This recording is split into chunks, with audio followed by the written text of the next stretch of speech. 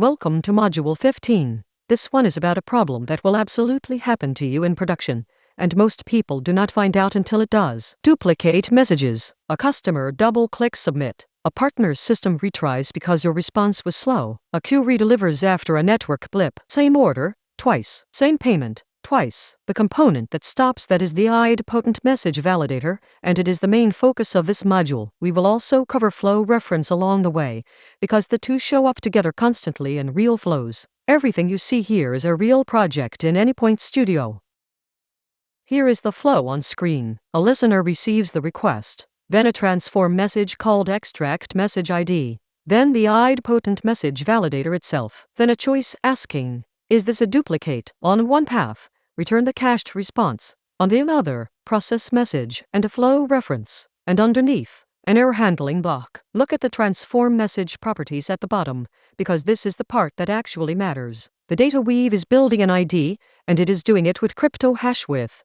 Payload is binary, MD5. In other words, it is fingerprinting the body of the message. Two requests with identical bodies produce the same hash, and that hash becomes the identity of the message. That is the whole trick. Before you can detect a duplicate, you have to decide what makes two messages the same thing.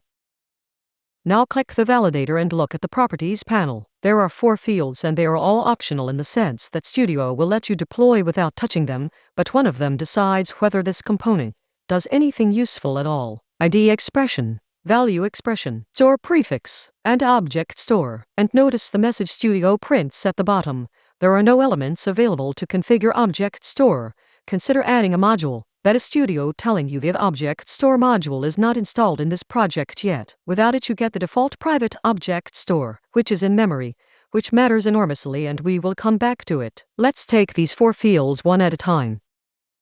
Here is the ID expression field filled in, and you can see the data weave, import DW crypto, and then the hash. This is the single most important field on the component. Whatever this expression returns is what Mule stores and compares. Get it right and duplicates are caught. Get it wrong in one direction and you catch nothing. Because every message looks unique. Get it wrong in the other direction and you reject legitimate traffic. Because 2 genuinely different messages produce the same ID. The default, if you leave this empty, is the correlation ID. That sounds convenient, and it is usually the wrong choice, because a client that retries will very often send a brand new correlation ID for what is really the same request. Hashing the body, the way this project does, or using a real business key like an order number, is far more reliable. Let me put those 4 fields on one screen properly. ID expression. What makes 2 messages the same? If you leave it empty, it defaults to the correlation ID. And I want to be blunt, that default catches almost nothing in the real world, because a client retrying usually generates a fresh correlation ID. Use a business key like an order number, or hash the body, value expression. What actually gets stored against that ID? It defaults to the ID itself, but if you store something useful, like a timestamp or even the response, you can answer a duplicate instead of just rejecting it. Store prefix.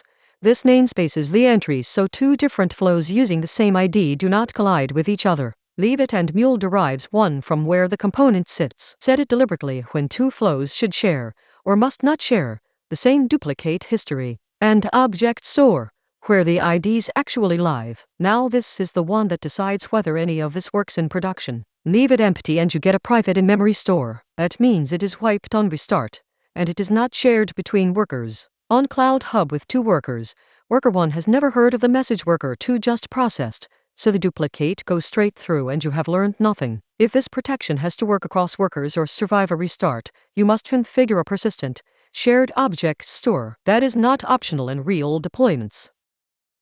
Now the other component in this flow reference. On screen you can see its properties. Flow name, target, and target value. Flow reference is the simplest idea in Mule and one of the most useful. It calls another flow and waits for it to finish. That is it. But there are 2 things worth knowing. First, it shares the parent's event, so a variable set inside the flow you call comes back to you. That is convenient and occasionally surprising. Second, look at target and target value, which most people never touch. Normally the called flow's result overwrites your payload. If you set target, the result goes into a variable instead and your payload survives. That is much cheaper than the pattern you often see, where people copy the whole payload into a variable before the call just to get it back afterwards.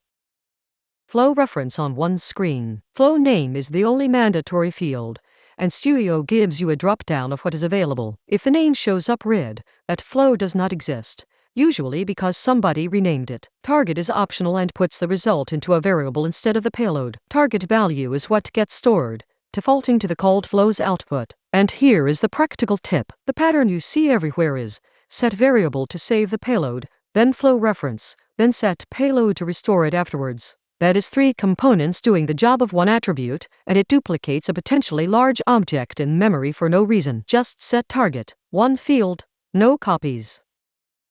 What happens to your payload, and how this behaves in a transaction? If the message is not a duplicate, the payload is completely untouched. This component is a gate, not a transformer. If it is a duplicate, the component throws an error, Mule :duplicate_message, and execution stops right there and jumps to your error handler. It does not quietly skip the rest of the flow. Inside a transaction it is safe, because it runs synchronously on your thread and joins the transaction, unlike a sync which runs on a separate thread and will not roll back, or parallel for each which degrades to sequential. But there is a subtlety worth knowing. If your transaction rolls back after the ID has already been recorded, the ID can still be sitting in the store, which means a perfectly legitimate retry now gets rejected as a duplicate. And the practical point: handle the duplicate, do not let it turn into a 500. A duplicate is not a server error, it is the component doing exactly what you asked. Catch it with on error continue and return a friendly 200 with the original result, which is precisely what the choice branch in this project is doing. Good practice and bad practice. On the bad side, leaving ID expression on the default, because correlation ID changes on retry and you will catch nothing. Leaving object store empty in production, which gives you a memory per worker wiped on restart protection, meaning almost none. Hashing a body that contains a timestamp, because then every single message is unique and the component never fires. And letting a duplicate turn into a 500, which just makes the client retry harder and makes the problem worse. Now the transformers, since you asked about these specifically. Do not chain 5 set variables to build your ID. That is 5 components to read and 5 to maintain. Do not use set payload to build the ID inline, because you have just destroyed the payload you were about to validate. And do not put a remove variable after every single variable in a short flow, because the flow discards them when it ends anyway, so it is pure noise. On the good side, use a real business key like an order ID or a payment reference, or hash the stable part of a body and deliberately exclude timestamps and nonsense. Configure a persistent, shared object store. Set a TTL that matches your retry window. 24 hours is typical, not forever. Catch the duplicate error and return a 200 so you look idempotent to the caller. Set store prefix deliberately, and validate early, before any side effect, so you reject the duplicate before you charge the card, not after. And the rule on transformers generally: 1 or 2 values. Set variable is fine. 3 or more. Switch to one transform message with data weave, exactly like this project does with crypto hash width. Naming, and with this component a vague name is genuinely expensive, because 6 months later nobody will remember what counted as a duplicate. For the validator itself, choose reject duplicate orders or block repeat payments. Do not leave it as Idempotent Message Validator, or Validator 1, or item. For the store prefix, choose orders, or payments-B2. Do not leave it blank and hope, and do not call it store 1 or test. For the object store, choose order_dedup_store, because you will end up with several and OS1 tells you nothing. For a flow reference target, choose validation result or enriched order, not result or temp or X. And for the flow you are calling, start with a verb. Process order flow. Validate order flow. The principle, name it for the business rule, not the component type. The icon already tells everyone what type it is. What the next person needs to know is what counts as a duplicate here.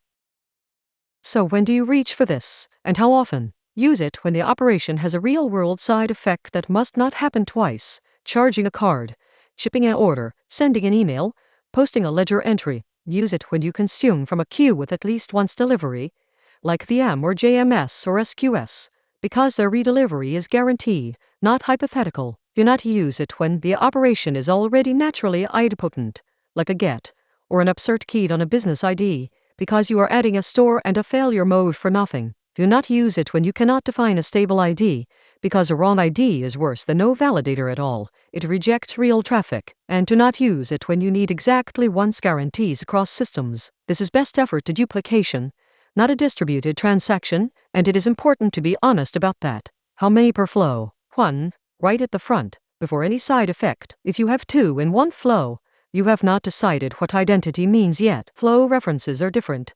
You can have as many as read well. And in fact, a flow that is just a list of well-named flow references is a good flow.